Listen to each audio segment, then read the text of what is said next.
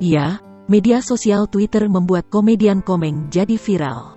Hal ini dikarenakan lawakan Komeng yang dinilai warganet kontroversial. Nah, warganet pun menjadi pro dan kontra terhadap lawakannya tersebut.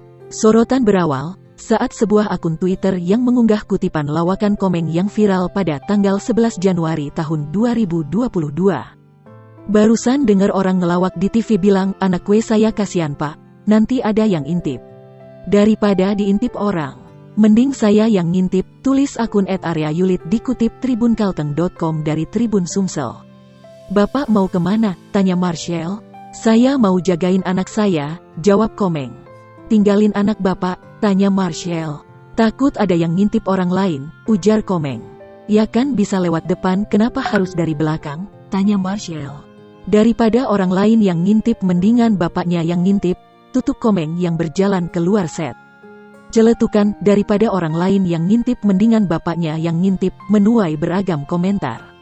Alhasil Komeng jadi trending di Twitter dengan banjiran komentar dari netizen.